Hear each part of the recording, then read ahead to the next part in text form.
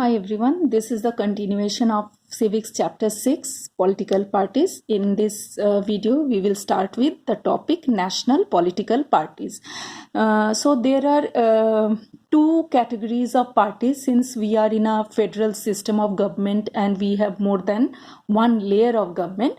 That's why there are two categories of political parties. One is National Political Party, the other one is Regional Political Party. The national political parties, they might have different units in various states, but all the units follow the same ideology, and each and every political party is recognized by the election commission, and they are given a unique symbol.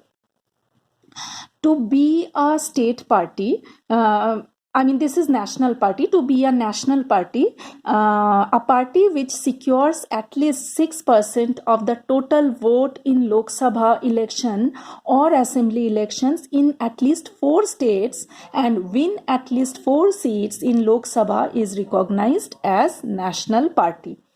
So, a party, again, I'm repeating, a party has to secure at least 6% of total vote in the whole country, and there should be at least 4 seats in Lok Sabha or assembly elections. That means from 4 constituencies they need to win, and that is recognized as national party.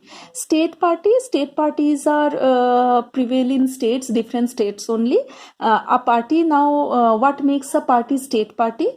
A party that secured at least 6% of the total votes in an election to the legislative assembly of a state and wins at least 2 seats in is recognized as state party.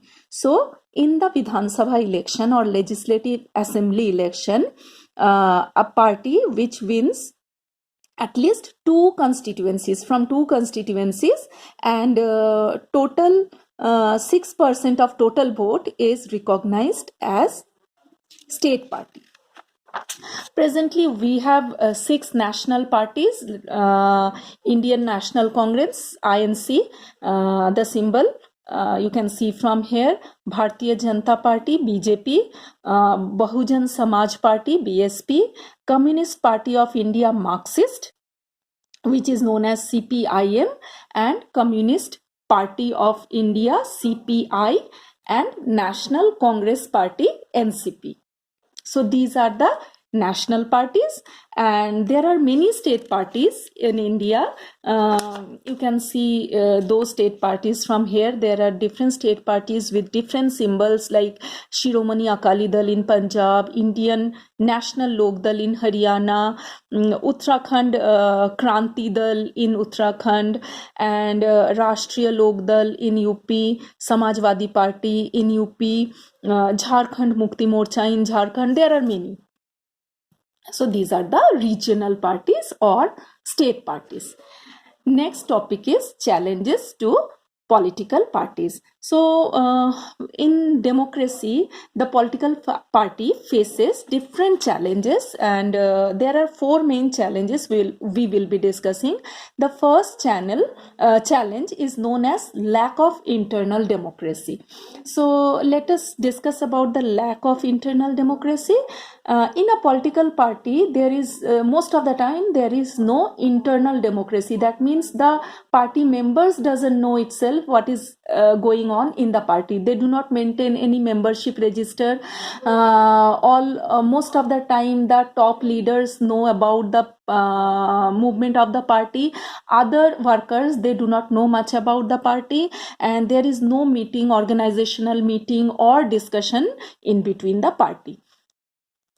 Our second challenge is dynastic succession. Challenge of dynastic succession. Dynastic succession means there are some political parties where the top leaders only give chance or tickets to their family members and relatives. There might be many members, active members in this party, and they are able to be the top leaders, but they never given any chance to contest election or any ticket priority is given to the family members. There are many political parties, examples of, they follow dynastic succession presently also in India. Our next challenge is money and muscle power. Most of the time, political parties give tickets to those candidates, those who have huge amount of money or those who have criminal records or muscle power, because they are considered as the rich people and strong people, and the party is influenced by those kind of members. Last is lack of meaningful choice. In lack of meaningful choice, what happens? The parties, there are so many political parties, and we, the citizens, have very little choice to select one party or to choose one party or to follow one party, because all of the parties have similar ideology.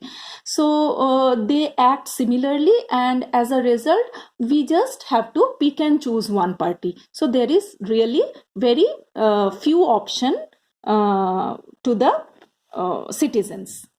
Last is, how can the parties be reformed? There are few reforms already which has been done, like the constitution was already amended, and it is said that MLAs and MPs cannot change parties randomly, because there is a tendency the MLAs and MPs, when belong to a political party, when they see their party in a difficult position, they change their party and join the other party. So constitution has restricted that. Next is, the Supreme Court already have ordered to the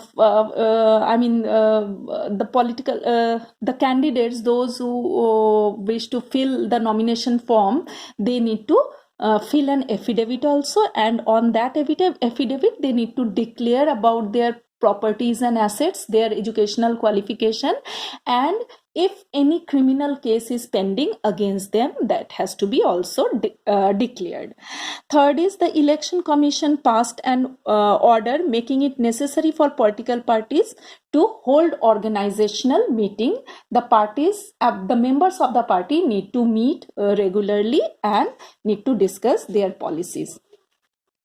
Other than these reforms, there are some suggested reforms also. Though these reform suggestions has not yet been acted, but still there are some suggestions also.